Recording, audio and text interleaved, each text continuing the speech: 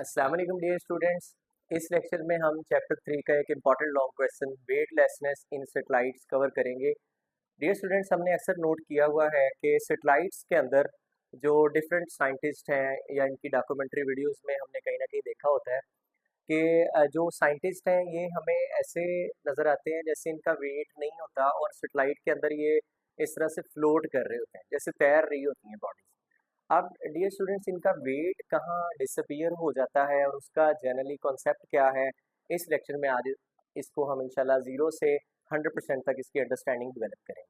So dear students, देखिए जो general concept है कि जितनी भी बॉडीज़ हैं, जैसे सेटेलाइट्स हैं, जैसे एक लो फ्लाइंग सेटेलाइट है, इसको हमने अर्थ सरफेस से 400 किलोमीटर ऊंचाई पे रॉकेट्स की हेल्प से हम सेटेलाइट को लेके जाते हैं 400 किलोमीटर की बुलंदी तक, और फिर इसको जमीन अर्थ के साथ हॉरिजॉन्टली लॉन्च किया जाता है विद स्पेसिफिक स्पीड वैल्यू। जैसे हमने क्रिटिकल स्पीड देखी थी, जैसे हम इसको लॉन्च करेंगे तो ये अर्थ के अराउंड खुद ही रिवॉल्व करना शुरू कर देते हैं, ऑर्बिटिंग स्टार्ट कर देते हैं, और ये हर वक्त अर्थ के सेंटर की तरफ एक फ्रीली फॉलिंग बॉडी की तरह गिरना चाह रहे होते हैं, लेकिन ये गिर नहीं पाते। उसकी वजह भी हम सीखेंगे।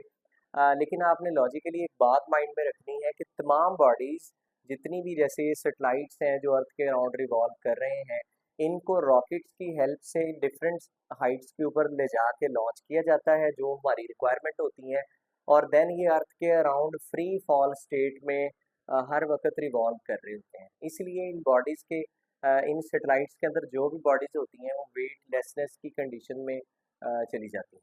सो कुछ डेटा, कुछ थ्योरी आप इसकी जो स्टार्ट में लिखेंगे टॉपिक के, कि when a satellite is launched by a rocket in a desired orbit, यानी कि किसी डिजायर्ड ऑर्बिट में आपने किसी सैटेलाइट को रॉकेट्स की हेल्प से जब लॉन्च करना होता है around the earth, then everything in the satellite experiences weightlessness. हर चीज इसके अंदर बेवजनी की हालत में चली जाती है। वजह उसकी क्या है? Because the satellite is accelerating towards the centre of earth as a freely falling body, यानी कि वो फ्री फॉलिंग बॉडी की तरह रिएक्ट कर रही होती है। अब डियर स्टूडेंट्स, इसका कॉन्सेप्ट क्या है, ज़रा सीखिए। अच्छा देखें, सबसे पहले तो जनरल आइडिया ये है कि अर्थ के अराउंड किसी भी सेटेलाइट बॉडी को जब आपने लॉन्च करना होता है तो हम कुछ सर्टेन हाइट के ऊपर उसको लेके जाते हैं। लेट्स से ये एक रॉकेट है। अब रॉकेट के अंदर वो मौजूद होती है हमारी डिज़ायर्ड सेटेलाइट बॉडी। अब सेटेलाइट को हम डिफरेंट स्पीड्स के साथ यहाँ पे लॉन्च करके देखते हैं और देखते हैं जनरल कॉन्सेप्ट क्या है। पहले हमने सेटेलाइट को लॉन्च किया एक कम स्पीड के साथ, तो हमने ये देखा कि सेटेलाइट जो है वो डायरेक्ट जाके अर्थ के ऊपर स्ट्राइक कर गया, हिट कर। अच्छा, फिर हमने स्पीड थोड़ी सी और इंक्रीज की और फिर हमने देखा कि सेटेलाइट ने थोड़ा सा ज़्यादा फासला कवर किया है, लेकिन फिर जाके वो ग्राउंड पे स्ट्राइक कर गए, यानी कि अर्थ को उसने स्ट्राइक किया। फिर हमने और थोड़ी सी स्पीड इंक्रीज की। थर्ड केस में फिर हमने देखा कि थोड़ा सा ज़्यादा फासला कवर हुआ है, लेकिन फिर जाके ये अर्थ के ऊपर स्ट्राइक कर गया। लेकिन डियर स्टूडेंट, जैसे ही हमने इसको एक डिज़ायर्ड स्पीड के साथ लॉन्च किया तो हमने ये देखा कि वो सेटेलाइट अर्थ को टच करने की बजाय इस तरह से अर्थ के अराउंड उसने ऑर्बिटिंग करना स्टार्ट कर दी, और बजाय के फॉल करने के इस तरह से उसने अपनी एक रोटेशनल जो उसकी रेवोल्यूशन था वो उसने कंप्लीट करना स्टार्ट कर दिया, यानी कि वो गिरने की बजाय इस तरह अर्थ के अराउंड उसने ऑर्बिटिंग स्टार्ट कर दी है। अब डियर स्टूडेंट्स, यहाँ से जो बात एक सीखने वाली हमें मिली है कि जो स्पीड है जिससे हम सेटेलाइट को लॉन्च कर रहे हैं, it is inversely proportional to the curvature of earth, या कर्वेचर। कर्वेचर मतलब ये पाथ इसका जो बेंड हो रहा है। अब देखें, जब हमने कम स्पीड के साथ लॉन्च किया था शुरू शुरू में, जैसे ये ब्लू जो है ये कम स्पीड को शो कर रहे हैं, तो कर्वेचर ज़्यादा था, यानी कि बेंडिंग ज़्यादा हो रही थी सेटेलाइट के पाथ में।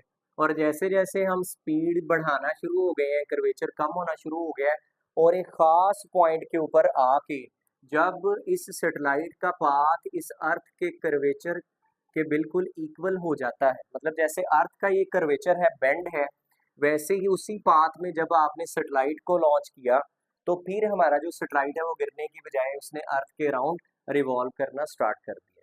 तो किसी भी बॉडी को अर्थ का सेटेलाइट बनने के लिए कुछ इंपॉर्टेंट कंडीशंस को फॉलो करना होता है। वो कंडीशंस क्या है, लेकिन इससे पहले थोड़ा सा मैथमेटिकल एनालिसिस, फिर हम थ्योरी पे आते हैं। डियर स्टूडेंट्स, अब ये जो सेटेलाइट बॉडी, ये देखें, अगर आप सेंटर से यहाँ तक देखें तो ये उस सेटेलाइट का R radius of that specific orbit है जिसमें वो सेटेलाइट हमारा रिवॉल्व कर रहा है। और एक बात अगर आप देखिए तो उसी सेटेलाइट को, लेट्स से इसी के अंदर ही सेटेलाइट था, तो इसी को इमेजिन कर लेते हैं कि उसी सेटेलाइट को के ऊपर अगर आप देखें, लेट्स से इस साइड पे चलें, आप ड्रॉ कर लीजिए कि वही हमारा सेटेलाइट है जो अर्थ के अराउंड रिवॉल्व कर रहा है।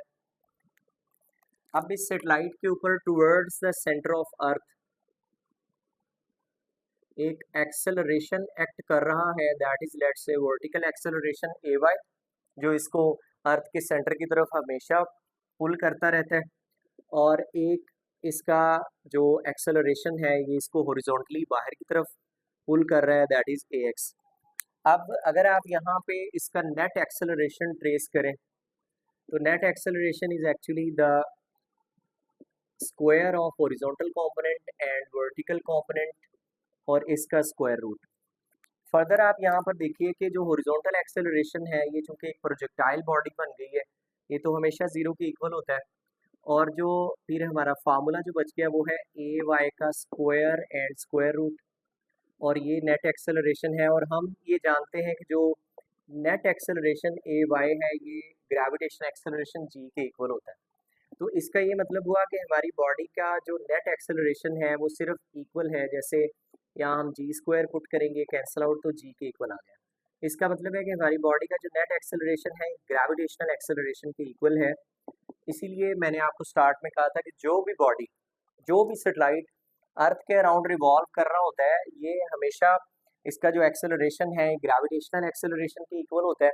और ये एक फ्रीली फॉलिंग बॉडी की तरह हर वक्त अर्थ के अराउंड रिवॉल्व करता रहता है, और इसको ये चाह रहा होता है कि ये अर्थ के ऊपर फॉल कर जाए, लेकिन ये क्यों नहीं फॉल कर पाता, क्योंकि इसका जो इनर्शियल फैक्टर है या जो इसकी टेंजेंशियल वेलोसिटी है ये इसे बाहर की तरफ पुल करना चाहती है, और अर्थ इसे जो है ये सेंटर की तरफ पुल कर रही होती है ड्यू टू ग्रेविटेशनल फोर्स। तो अब इसी वजह से ये ना ही अर्थ के ऊपर स्ट्राइक कर पाता है, और इसकी वजह क्या होती है, अर्थ की स्फेरिकल शेप। तो इसकी दो इंपॉर्टेंट कंडीशंस हैं किसी भी बॉडी को अगर आपने अर्थ का सेटेलाइट बनाना है, तो ये आपके लिए मैंने लिखी है कि अगर path of satellite must be match with the curvature of अर्थ, यानी कि अगर सेटेलाइट का पाथ अर्थ के कर्वेचर के साथ मैच कर जाता है तो वो कभी भी अर्थ के ऊपर फॉल नहीं करेगा, वो सेटेलाइट बन जाएगा। दूसरी कंडीशन के जो अर्थ का स्फेरिकल शेप है, यानी कि अर्थ की स्फेरिकल शेप, ये उस सेटेलाइट बॉडी को अर्थ के ऊपर स्ट्राइक नहीं होने देती। तो ये दो इंपॉर्टेंट कंडीशंस आपने माइंड में रखनी है, और ये कुछ कॉन्सेप्ट। इसके बाद ये स्टूडेंट्स जो हमारी बुक में एक एग्जांपल दी गई है कि बॉडीज वेटलेसनेस वाली कंडीशन में होती हैं, वो एक और डायग्राम हम यहाँ पे ड्रॉ करेंगे। सिचुएशन उन्होंने ये ली है कि लेट्स से जैसे ये अर्थ है और ये अर्थ की लेट्स से सेंटर लाइन है, ये सरफेस ऑफ अर्थ को रिप्रेजेंट करने वाली एक लाइन हम बना रहे हैं। यहाँ से यहाँ तक अगर आप देखिए तो that is radius of earth, और एक सेटेलाइट के इनसाइड जो बुक सिचुएशन है हम उसी की बात करेंगे। उन्होंने ये इमेजिन किया है कि लेट्स से ये एक सेटेलाइट है, मतलब ये बॉक्स लेट्स से एक सेटेलाइट को रिप्रेजेंट कर रहा है, और इस सेटेलाइट के अंदर एक मैस या एक पर्सन को हैंग किया गया है विद अ स्प्रिंग बैलेंस।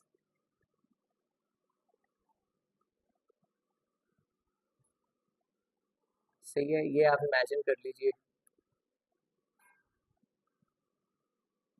कि एक पर्सन को हैंग किया गया है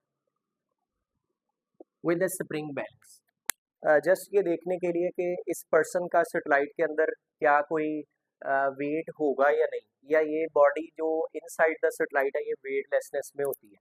तो ये प्रूव करने के लिए एक एग्जांपल हमें यहाँ पे दी गई। तो लेट्स से एक बॉडी जिसका ये मास स्मॉल m है, और देखिए इसको जब आप स्प्रिंग बैलेंस से हैंग करेंगे तो अंडरस्टूड है, अच्छा ये इस तरह से अर्थ के अराउंड ऑर्बिटिंग कर रही है, यानी कि पूरी ये सेटेलाइट बॉडी। अब आप देखिए इस पर्सन का जो जेन्युइनली मैस है that is let's say small M, या ये जो बॉडी है, और इसके ऊपर जो इस वक्त फोर्स लग रही है, एक फोर्स लग रही है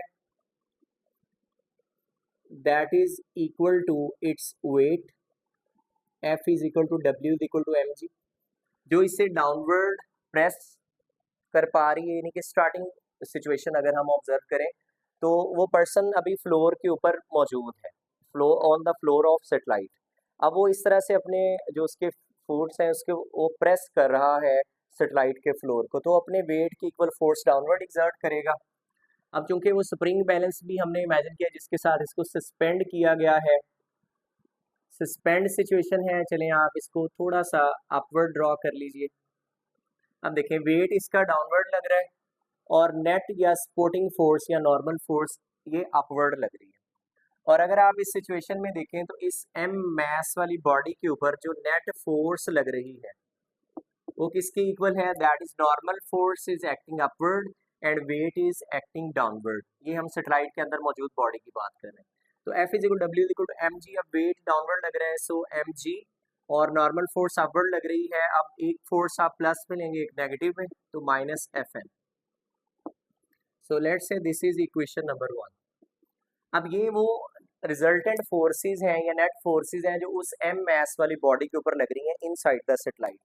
अब डियर स्टूडेंट्स ये जो एम मैस है सेटेलाइट के अंदर, ये चूंकि अर्थ के अराउंड सेटेलाइट के साथ साथ रिवॉल्व भी कर रहा है, तो जो रिवॉल्व कर रहा है इसका मतलब है इसको नेसेसरी सेंट्रीपिटल फोर्स चाहिए होगी, और वो नेसेसरी सेंट्रीपिटल फोर्स कहाँ से इसको मिल रही होगी या कितनी चाहिए, ये डिपेंड करेगा उसकी रिजल्टेंट फोर्सेस के ऊपर। सो जो रिजल्टेंट फोर्स है, जो सेंट्रीपिटल फोर्स, जो रिजल्टेंट फोर्स है is equal to centripetal force. याद रखिए जो रिजल्टेंट फोर्स उस बॉडी के ऊपर एक्ट कर रही है is equal to the centripetal force, क्योंकि जो रिजल्टेंट फोर्स लग रही है वो इक्वल होगी सेंट्रीपिटल फोर्स के, इसलिए तो वो बॉडी रिवॉल्व कर रही है अर्थ के अराउंड सेटेलाइट के इनसाइड। सो इसको हम यूँ लिख सकते हैं कि net force is equal to centripetal force. अब नेट फोर्स का फार्मूला हमारे सामने है M G minus F N is equal to centripetal force का फार्मूला है M V square by R. So इसको आप कह लीजिए इक्वेशन नंबर 2। ये हमने बात की है उस बॉडी की जिसको हमने सेटेलाइट के इनसाइड सस्पेंड किया हुआ है और वो अर्थ के अराउंड रिवॉल्व कर रही है। अब डियर स्टूडेंट्स अगर हम सेटेलाइट की बात करें, यानी कि लेट्स से ये पूरा सेटेलाइट के अंदर ही मौजूद है ये बॉडी। अब सेटेलाइट का मैस आप कैपिटल एम इमेजिन कर लीजिए, और वो भी तो अर्थ के अराउंड उसको भी नेसेसरी सेंट्रीपिटल फोर्स रिक्वायर होगी जिससे वो रिवॉल्व कर रहा है orbiting around earth, you can say. अब डियर स्टूडेंट्स इसको जो नेसेसरी सेंट्रीपिटल फोर्स चाहिए अर्थ के अराउंड पूरी सेटेलाइट बॉडी को रिवॉल्व करने के लिए, वो उसे कहाँ से मिलेगी, वो उसे मिलेगी due to the gravitational force between earth and satellite. यानी कि जो अर्थ और सेटेलाइट के बिटवीन ग्रेविटेशनल फोर्स है ये इसको नेसेसरी सेंट्रीपिटल फोर्स प्रोवाइड करेगी। तो अगर हम सेटेलाइट की बात करें,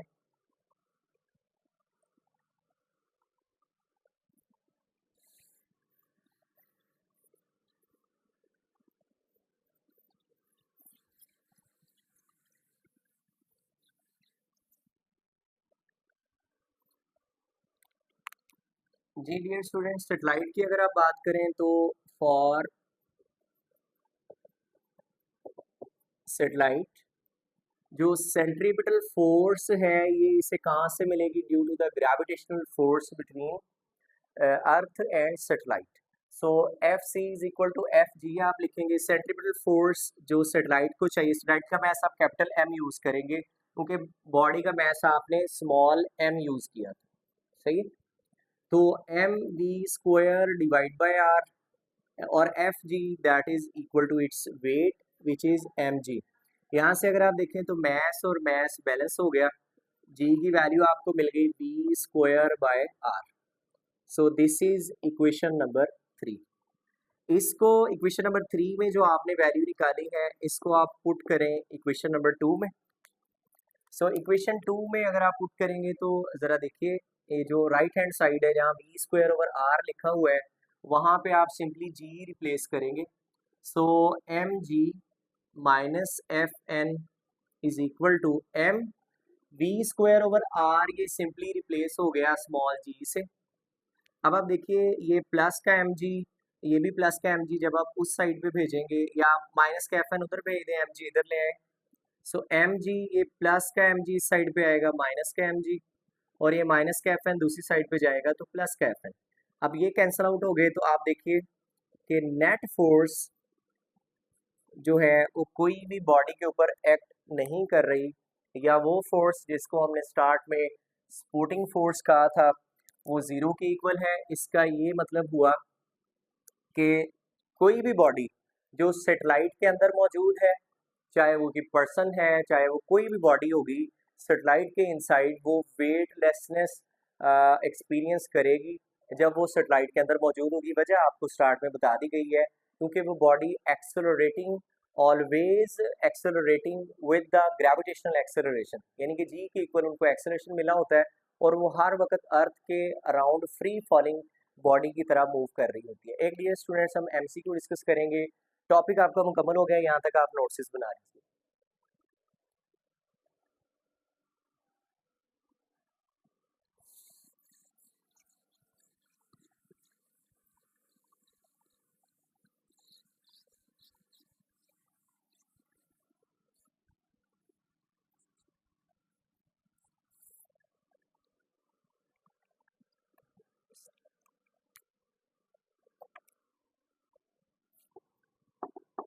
जी डियर स्टूडेंट्स, एक एमसीक्यू है कि a body becomes weightless in, option A है spaceship,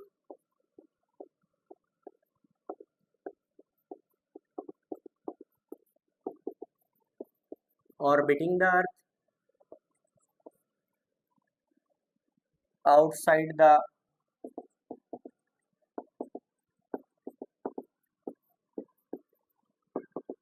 field region। C option है on the